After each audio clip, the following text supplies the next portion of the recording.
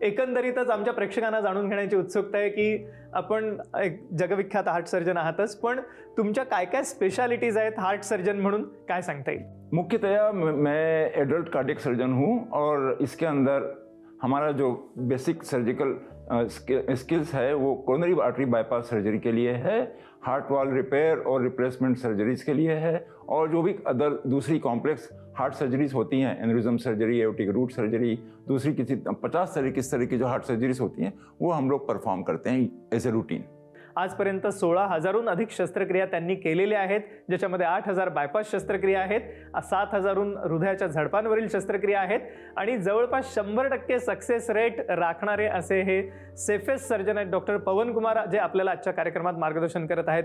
आपल्याला जर का कोणत्याही स्वरूपाचा हृदयविकार असेल किंवा त्याविषयी अधिक मार्गदर्शन हवं असेल तर आपण जरूर कॉल करा पुढील नंबरवरती। संपर्कासाठी आपण स्क्रीनवरती नंबर बघत आहात, हे विशेष करून हृदयविकारासाठीचे हेल्पलाईन नंबर्स आहेत, म्हणजेच हार्ट पेशंटसाठीचे हेल्पलाईन नंबर आहे, त्याच्यावर आपण फोन करू शकता, अपॉइंटमेंट घेऊ शकता आणि अधिक पुढील मार्गदर्शनही घेऊ शकता। सर, अर्थातच सगळ्या प्रेक्षकांना हार्ट म्हटलं की बायपास सर्जरी एक समीकरण झालेलं आहे आणि त्याला घाबरतात सुद्धा लोक अनेक, तर एकंदरीतच सर्वप्रथम आम्हाला कोरोनरी बायपास सर्जरी विषयी सांगा, काय सांगता येईल? बाईपास सर्जरी मतलब जो कोरोनरी ब्लॉक्स आए हैं उनके आगे नया रक्त संचार पुरवठा करने के लिए हम लोग नए ग्राफ्ट्स लगाते हैं।